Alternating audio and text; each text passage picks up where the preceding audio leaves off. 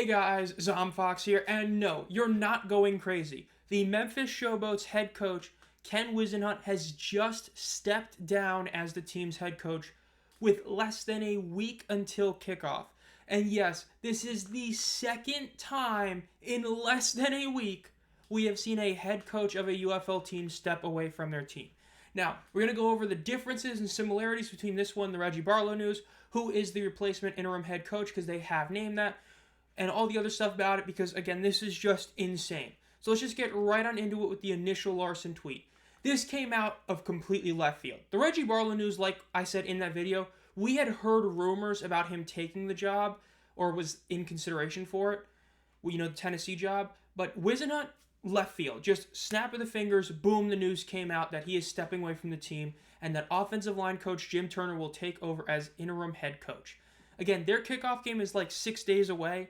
It's just crazy that this happened, because this is now the second time it's happened in just a couple of days. I mean, this is wild. Again, this was his first year here. He hadn't even coached in the league yet, and he's gone. So let's just quickly look at Ken Whisenhunt and who he is, or before that we'll get to the press release. So they did put out a press release really fast. It wasn't like the Barlow news where it took a little bit because things had to be made official. You can read the full thing here. The main point is that we're going to talk about in this is the quote from Russ Brandon. The impact that Ken has made on the culture of the Memphis Showboats in his brief time has been very impressive. We are excited. Take pride, family first. We respect Ken's decision to take a leave of absence for personal reasons at this time. Now, later in that, it says, if and when Ken Whisenhunt is ready to return to the UFL family, we will welcome him with open arms. So, big question on exactly what the deal is. A lot of people are speculating it's a health issue, whether it's him or somebody in his family. We've seen that before. So, it's a big question. Now, if he ends up coming back during the season, it would be an incredibly great story. It would be a cool thing to see. But hopefully, prayers out for him. Hopefully, him and everybody in his family is doing okay, and it's not something like super terrible going on right now for him and everybody. But that's the big difference. This is personal reasons. This is not the Reggie Barlow news. Reggie Barlow left because he got a really good gig in college. He got a D1 job.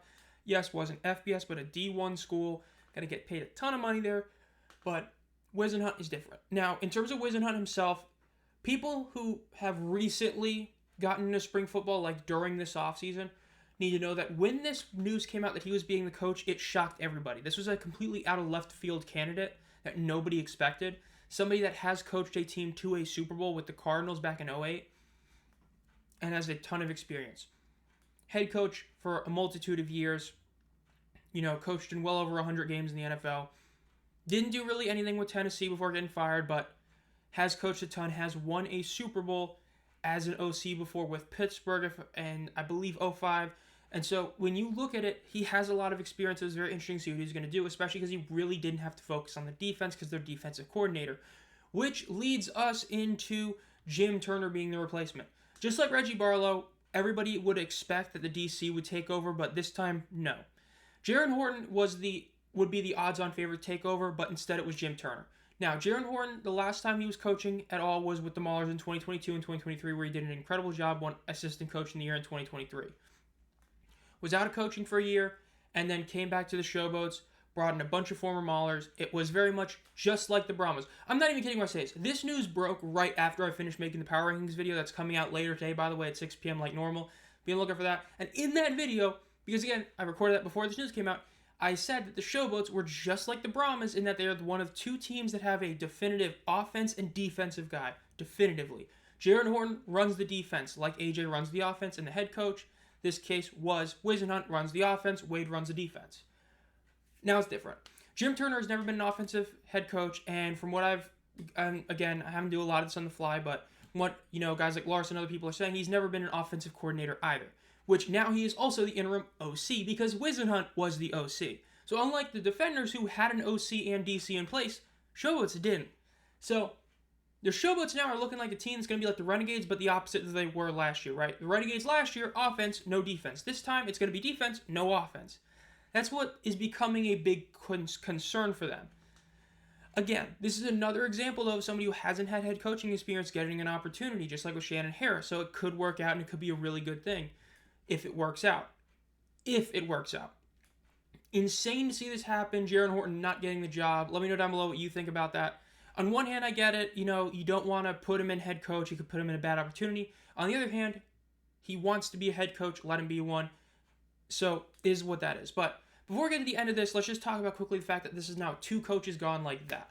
So, we have seen multiple coaches leave in an offseason before, right? This has happened pretty much every single time, right? We saw the USFL have to change like half of their coaches from year 1 to year 2. The XFL, even when they came back, we're going to have a couple guys changed, into the UFL, some changes.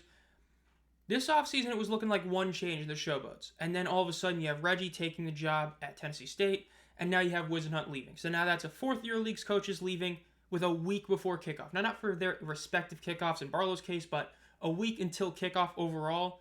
Just insane. Now, people are going to put a bunch of rumors out there. Let's just call it like it is. Number 1, the Reggie Barlow news is good news for the league. Doesn't sound like it at first, but it is. It is him doing what the league is intended. The league is intended to get everybody into a potential better opportunity than they had before while still maintaining good football. Barlow taking that gig was a good thing. Now, Whisenhunt, again, personal reasons is a difficult topic, but on an objective standpoint, not as good. Right? When you lose Barlow for the reason you did, it was for a good reason. It's showing that the league is working. Whisenhunt leaving, it is just a bad look. It's a coach leaving during a lot of turmoil stuff, with the union and blah, blah, blah. I know some people are already trying to speculate that that's the reason he left. I severely doubt that. Maybe in, one of the multiverses, there's a reason that because they cut Dormade, that's why he's getting, I just don't buy into that. Personal reasons, it's always hard to talk about it, but Whisenhunt leaving is definitely a look to the league that is negative, whereas Barlow is positive. But when you combine them both, yeah, it looks pretty bad. Especially considering the fact that the Showboats were actually hyped up. Like, DC didn't really have hype aside from DC fans. Memphis was expected to be a much better team, and in my Power Rankings video, I will say that their expectation was a playoff contender. Now, we don't know for sure. But that'll do it. This has been Zomfox. Make sure you have you're subscribed with the bell turned on to be notified as soon as I upload any videos. Again, this is another instance of a massive breaking news coming out of left field. Who knows, maybe something else happens. Again, kickoff is just a few days away. I'm going to be live streaming that game. Notifications turned on for the Power Rankings video that's coming out later today. Again, this is a double upload day. We haven't had one of these in a while, so definitely cool to do that. Be on the lookout for everything else that's coming out your way this week and next week. And as always, guys, have a great night.